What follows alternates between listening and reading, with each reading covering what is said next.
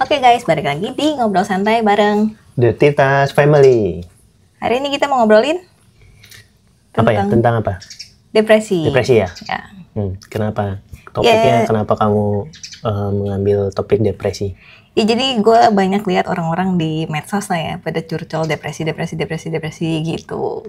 Jadi ya gue di sini sekarang mau kasih tahu karena gue juga dulu pernah pada titik depresi gitu. Jadi kayak gue tuh orangnya depresian.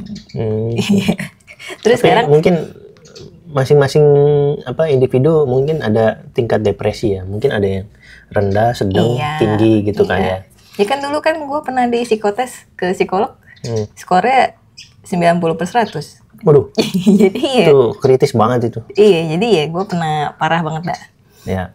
Jadi sekarang gue mau sharing gimana cara gue untuk mengatasi rasa depresi itu. Oke.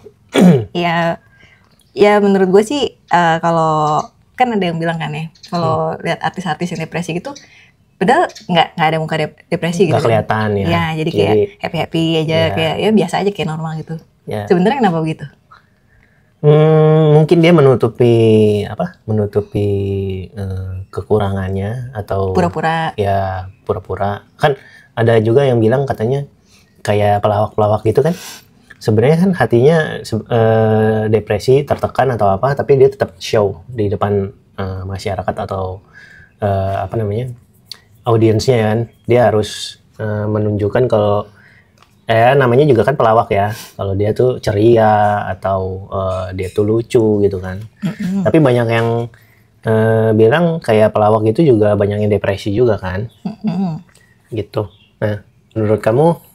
Ya kalau menurut gue sih sebenarnya bukannya pura-pura ya, bukannya maksud pura-pura ceria atau apa nggak ada kayak gitu. Jadi kalau dari yang hasil gue waktu itu psikotes itu, jadi kayak misalkan ini ada grafik nih ya, ini kan minus, ini angka plus gitu kan, minus plus. Nah, ini kan garisnya. Nah, kalau orang yang ini tuh, yang biasa aja tuh, garis itu di sekitar sini aja nih. Oh, di antara garis itu dia stabil gitu. Ibarat kata yang kalau orang biasa tuh yang nggak bukan yang tipikal depresian tuh, kayak garisnya begini. Ya, tapi kalau gue garis itu langsung drop. Begini, tinggi, kayak gunung lembahnya tuh tinggi gitu. Oh, jadi perasaan itu bisa berubah drastis gitu ya? Iya, jadi dari itu kayak misalkan dari langit biru, burung berkicau gitu kan, lagi ceria gitu kan. Terus tahu-tahu ketemu hal yang bikin gue kesel gitu kan. Nah, itu bisa langsung gitu. Langsung depresi gitu. Ya nggak sih? Gue bukan psikolog ya, tapi gue pernah tes dan dijelasinnya sih kayak orangnya tuh kayak gitu. Jadi itu ekstrim gitu grafik itu. Iya, terus ya jadi caranya tuh menurut gue ya, jadi kayak apa ya? Enggak, maksud gue tuh yang tadi dulu. Ya, jadi yang kayak yang orang pura-pura gitu, bukannya pura-pura. Emang orangnya ceria. Tapi bisa tahu-tahu ada suatu masalah yang bisa bikin tiba-tiba kusut gitu otak gitu. Jadi lebih ke ini ya, perasaan kali ya. Iya. Lebih ke apa ya? Kayak langsung berubah gitu moodnya jadi kayak mood ya, betul. Ya terus begitu.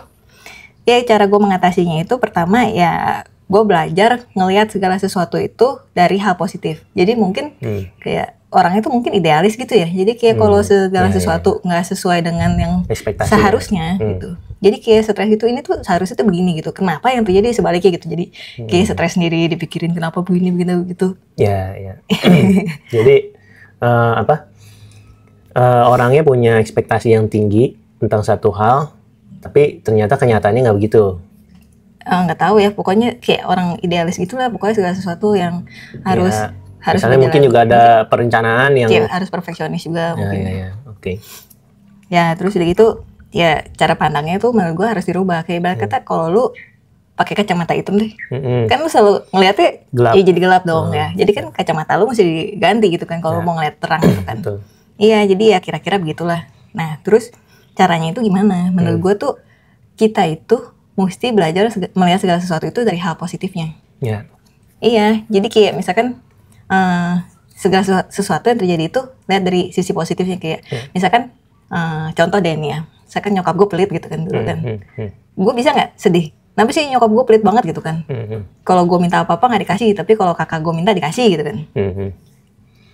Gue bisa sedih nggak? Sedih. Harusnya bisa ya. Mungkin iri hati ya mungkin. Ya kecewa lah ya. Kecewa. Ya, tapi kalau diambil sisi positifnya, gue jadi ngelihat, oh karena nyokap gue dulu pelit sama gue gitu kan. Karena itu gue jadi belajar menabung sedikit demi sedikit gitu kan buat beli barang yang gue pengen gitu kan. Ya, rajin menabung. Iya, jadi maksudnya Gak boros ya. Setiap masalah itu menurut gue ada sisi positif sama negatifnya. Ya. Coba deh lo pikirin masalah apapun di dunia ini menurut gue ada sisi positif negatifnya. Tergantung cara pandang berarti kan. Iya. Ya. Jadi kalau misalkan gue mau menangisi, nyokap gue pelit begini gitu, sampai gue tua, sampai gue nenek-nenek lagi, gue bakal tetap sedih. Ya. Tapi kalau kita lihat dari sisi positifnya, terima kasih karena lu waktu dulu udah pelit sama gue jadi belajar manage uang dengan baik, uang jajan gue dengan baik, gue jadi belajar nabung, belajar apa, kayak gitu kan.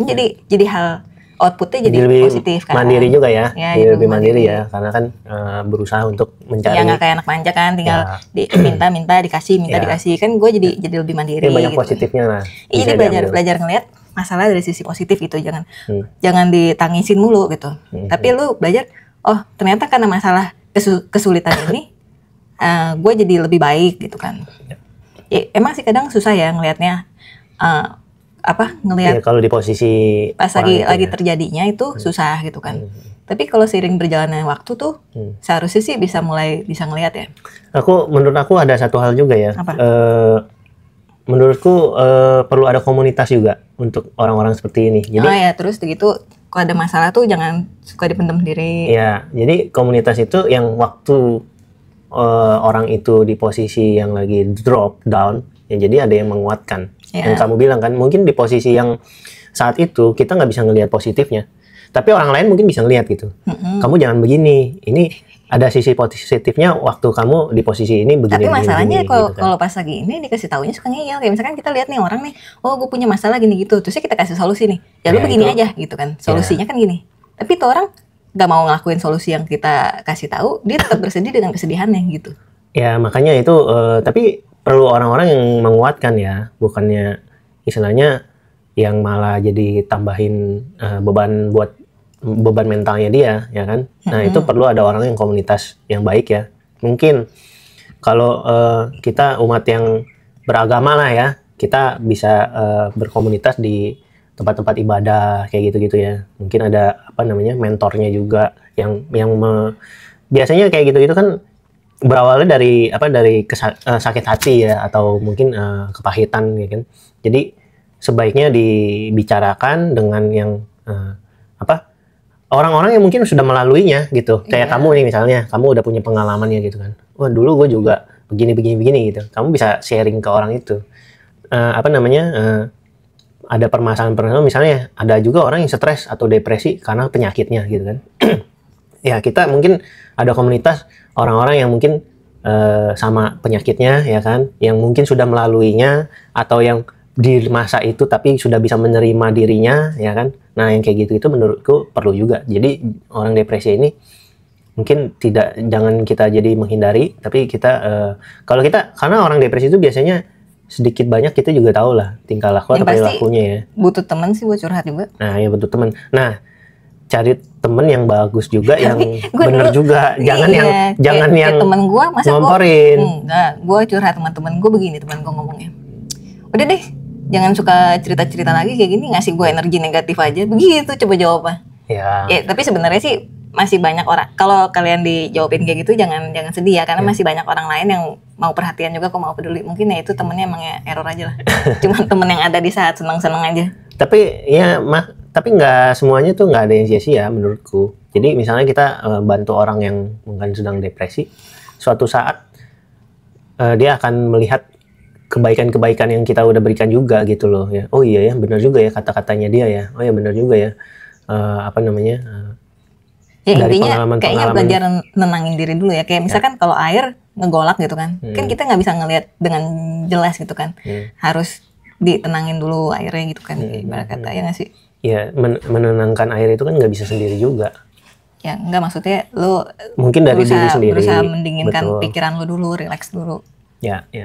Mungkin nah aku ada pengalaman nih tentang ya menurutku orang yang depresi ya.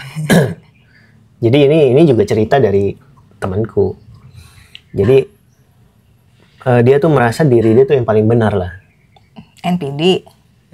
Bukan NPD juga, tapi merasa dia yang tersakiti gitu loh di dalam keluarganya dia, ya kan? Jadi dia cerita nih berkeluh kesah, ya salah satu orang yang depresi juga, tapi perilakunya jadi aneh gitu. Jadi kalau ada bersinggungan sama orang yang tidak sesuai sama pendapatnya dia atau apa, jadi berantem gitu, jadi musuhan. Nah ini iya harus dari perilaku dirinya sendiri juga mau berubah ya. Kalau misalnya dari hatinya dia juga masih apa ya, nggak ada apa ya kesadaran, oh iya kok gue agak berbeda ya dari orang lain ya gitu ya. Itu agak susah juga ya. Iya, mesti ada orang yang sabar sih yang nemenin. Bener-bener.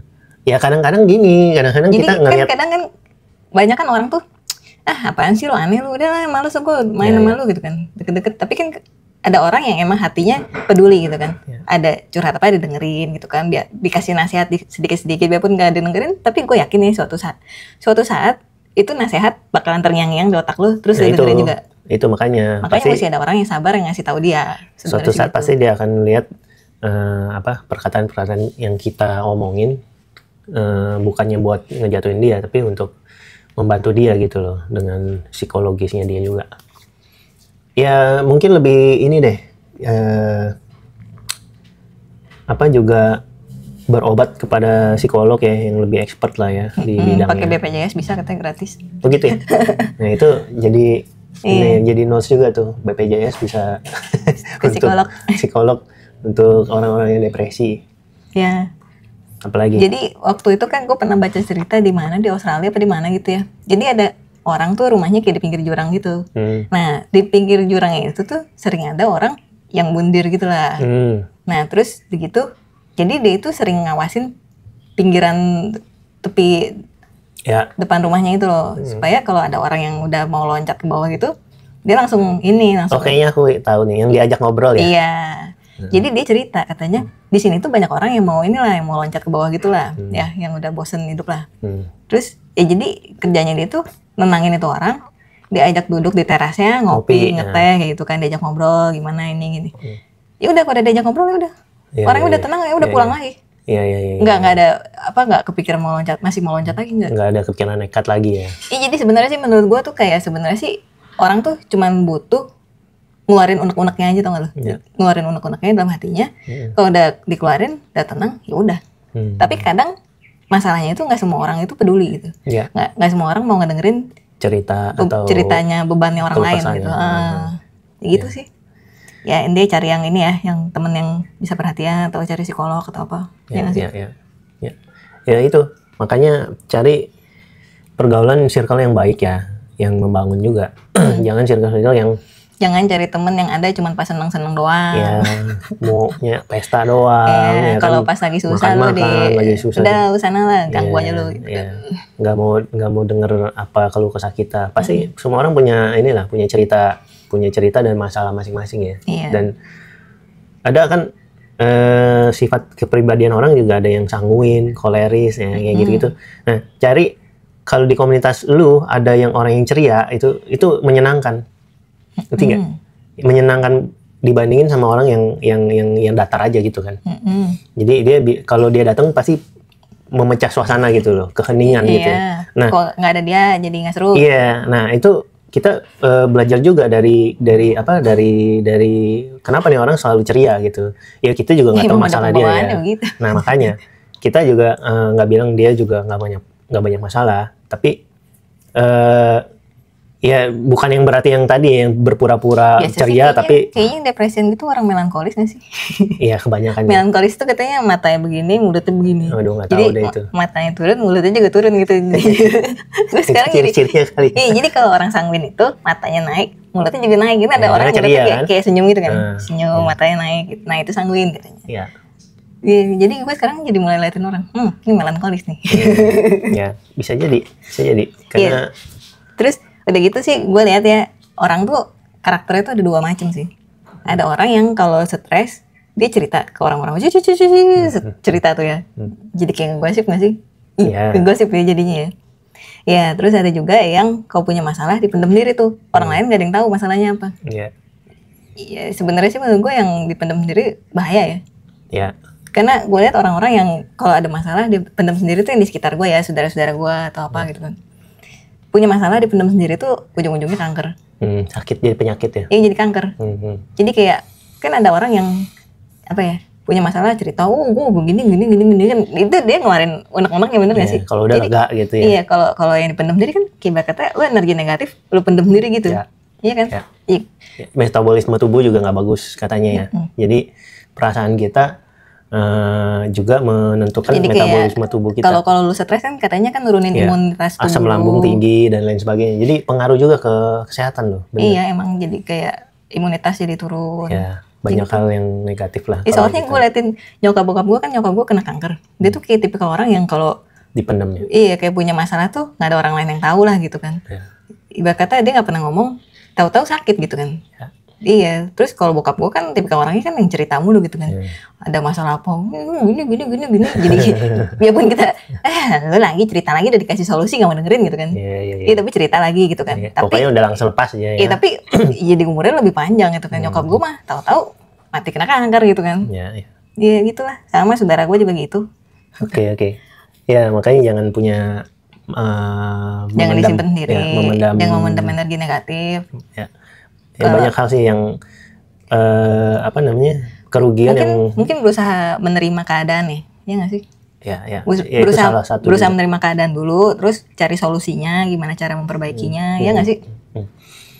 Nah, satu hal, tapi banyak orang yang depresi yang dibikin sendiri. Ya. Jadi kita tuh kehidupan itu nggak segampang yang kita perkirakan waktu mungkin kita kecil ya. Kita terbiasa main ya kan, terus pulang ke rumah makan kayak sepertinya nggak ada masalah. Tapi ternyata dapat jelek dimarahin. Tapi ternyata kehidupan itu nggak seperti itu. Jadi ya kita juga berusaha harus menerima keadaan dan kenyataan dan jangan dibuat-buat. Misalnya, gue pengen punya barang mewah terus lu pinjol, ya itu cari mati sendiri gitu kan. Artinya tiba-tiba lu terjebak dalam satu hal yang terus udah gitu depresi, aduh gimana nih cara melunasin utang, cara melunasi gimana, akhirnya solusi pikir pendek bunuh. Itu hal yang menurut gua ya karena lu bikin sendiri gitu. Iya, benar juga sih. Ya, jadi jangan dibikin-bikin sendiri. Kalau memang depresi karena keadaan, misalnya lu ditipu orang, ya udahlah ya. Itu apa boleh buat kita ngomong ya. Misalnya kita udah kerja benar, udah kerja baik, kita kasih yang terbaik, ditipu orang, ya udah depresi lah. Ya tapi itu bukan hal yang kita buat ya, tapi karena situasi dan kondisi tertentu. Tapi kalau karena kita buat ya gimana kita segeralah Anda bertobat. Ya itu perlu bertobat. Perlu kembali ke jalan yang benar begitu ya. Iya. Karena memang dunia ini nggak ada yang sempurna dan kita nggak bisa ngomong segala hal itu kita bisa atur kan. Untuk hal yang kita kerjakan benar aja pasti ada hal yang yang tidak kita rencanakan terjadi gitu kan. Iya. Ya jadi ya berusaha aja yang terbaik. Terus masalah depresi dibicarakan dengan orang-orang yang mungkin juga khusus kalau keluarga dekat. Nah, kadang-kadang juga harus ada pemulihan juga. Misalnya nih. Oh, apa? Ya, misalnya kita punya kepahitan sama keluarga atau mungkin sama orang tua gitu ya. Nah, kita secara dewasa kita ngomong misalnya, aku sebenarnya ada kepahitan gini, ya pemulihan lah ya. Ya, bagusnya orang tua atau mungkin teman atau orang-orang yang perasaannya jadi pendem sendiri, diomongin ke orang diomongin, betul. Secara dewasa ya, bukan berantem gitu. Nah, kalau memang ada pemulihan bagus ya. Tapi kalau memang ada satu atau dua pihak yang lain misalnya nggak terima, ya sudah. Yang penting kita udah ngomongin ya. Kita setidaknya kita udah lega gitu perasaan kita. Gue dulu punya perasaan begini sama lu, ya kan. Nah kita istilahnya berdamai lah dengan perasaan kita sendiri gitu. Iya, maafin. Memaafkan itu menurutku juga ya melepaskan depresi, salah satu hal yang baik gitu loh. Jadi kayak ibarat kata lu ada pohon yang ada durinya gitu, terus lu pegangin terus gitu kan. Ya. Tapi kalau lu maafin itu kayak lu lepasin pohonnya gitu. Ya udah gitu kan. Ya, banyak hal sih tahun-tahun belakangan ini kan juga kamu kan tahu kan, aku kan ada masalah lah gitulah. Ya cukup depresi kan. Itu depresi sampai putih rambutnya. Rambutnya sampai putih. Jadi Ya aku sempat ngomong juga, kayaknya aku udah menerima dengan keadaan dan aku melepaskan pengampunan untuk orang itu gitu. Jadi ya udah, depresinya ya hilang aja udah. Ya, Apapun ya menerima yang kamu bilang. Kalau kita dijahatin sama orang, ya kita, kalau kita kan kita percaya sama Tuhan nih. Jadi ya udah biar Tuhan aja yang bertindak gitu kan. Jangan kita yang balas-balas dendam mulu gitu kan. Kalau kita balas dendam mulu kan, jadi pertama bikin efek negatif buat diri kita gitu kan, ada energi negatif. Kedua, ya kalau kita udah balas dendam ya Tuhan ngapain balas lagi, kan udah balas gitu kan. Tapi kalau kita lepasin kita serahin sama Tuhan masalahnya gitu kan, ya nanti Tuhan yang ngebalas gitu menurut gua. Tapi pembalasan juga kalau misalnya kita balas nih orang itu, ya, nanti dalam hati kita juga akan ada rasa bersalah juga. Aku jadi buat kita mah jadi jatuhnya jadi dosa dong kan. Iya, makanya diajarinnya suruh memaafkan kok di Alkitab mah. Betul. Jadi kita juga ada rasa bersalah lagi. Oh, gue kok berlakukan begitu juga sama orang ini kan gitu kan. Ya itu konflik dalam hati lah ya, yang memang harus diselesaikan secara dewasa. Ya, kadang waktunya emang yang nggak singkat ya, mesti berapa tahun gitu kan dalam selesai saat itu juga. Ya disabar-sabarin aja, dijalanin hidup, biarpun kadang kalau lagi depresi gitu otak udah kayak zombie gitu kan, ngeblank gitu kan. Tapi beneran kita mesti peka sih sama orang-orang sekitar kita yang depresi ya, karena biasanya orang depresi itu bisa nekat gitu loh. Nah yang kita hindari itu orang-orang depresi yang nekat kan. Jadi ya kita sayangkan jiwanya juga gitu loh, ya kan. Artinya jangan sampai jadi orang yang terhilang juga gitu. Sebenarnya misalkan dua-duanya gitu, orangnya mesti pergi ke psikolog nggak sih? Yang orang yang bermasalah itu misalkan sama kitanya gitu, kitanya depresi, sama si orang yang bikin kita depresi itu mesti dua-duanya ke psikolog nggak sih? Supaya ditengahi gitu masalahnya. Ya makanya kan aku bilang harus ada penengah atau mentor. Soalnya kan kadang kalau kita misalkan ngobatin diri kita sendiri gitu kan, tapi si orang ini tetap aja gitu ya, toksik gitu, menyebarkan racun terus kan, gitu. Kan nggak semua orang sadar akan dirinya toksik. Iya sih, jadi misalnya kita bilang gini, ya sama lah, misalnya aku punya temen yang aku cerita tuh. Dia nggak sadar dirinya toksik. Dia nggak sadar kalau dirinya itu, kita udah ngomong, lu coba deh ke psikolog deh, atau lu coba ngobrol sama orang ini yang sudah punya pengalaman. Enggak, gue nggak peduli sama tuh orang misalnya gitu kan, gini. Ya memang dia. Emang aneh sih orang tuh kalau ada masalah dikasih solusinya nggak mau gitu. Iya. Banyak, bukan satu orang doang. Ya. Ada kan depresi itu kan menurutku banyak ya, depresi yang lebihnya ke arah amarah ya. Jadi apa-apa semua dimarah-marahin ya. Yang menurutku lebih concernnya, aku lebih concern ke yang lebih nekat gitu. Yang kamu bilang bisa bunuh diri gitu. Kalau yang amarah ya jadi toksik aja di lingkungan ya. Terus dia, lu nggak beres, diri dia yang paling beres misalnya gitu. Karena merasa dirinya yang paling beres, ya gitu. Tapi pasti orang nggak seneng berteman sama dia, pasti nggak seneng gitu kan. Nah itu stres tuh, orang stres, depresi, tapi penyelesaiannya gitu-gitu tuh, marah lah, apalah, gosipin orang lah, bikin cerita-cerita jelek lah misalnya kayak gitu ya. Nah ada juga orang yang dipendem, ya kan, tapi kelihatan tiba-tiba menyakiti diri sendiri di satu gitu ya, gitu. Atau ngobat gitu kan. Nah itu yang kita concern ke situ kayak. Iya. Ya intinya gitu. Kalau yang punya tendensi buat bunuh diri ya inilah, coba mengambil sisi positif dari semua masalah. Menurut gue rata-rata semua masalah itu ada sisi positifnya, cuman kadang kita aja nggak bisa duluan kepikiran. Iya. Ya udahlah, segitu dulu aja. Ya intinya cari komunitas yang baik. Jangan dipendam dirian. Jangan dipendam sendiri. Terus jangan cari temen yang suka gibah juga. Ya. udah ceritain masalah ke temen, malah diceritain lagi ke orang-orang lain. Ya kembali kepada yang di atas, ya kan. Mulai beribadah dengan baik, ya. Serahkan pembalasan kepada Tuhan. Ya, artinya kita menerima campur tangan Tuhan juga di dalam kehidupan, ya kan. Kita jadi nggak merasa diri itu,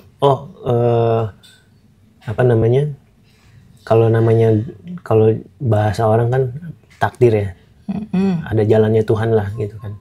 Nah balik lagi, jangan depresi yang dibikin-bikin. Gitu, ya udahlah. Oke. Sekian dulu. Ya udah. Nanti kita bicarakan dengan topik yang lain lagi ya. Ya. Dadah. Thanks for watching.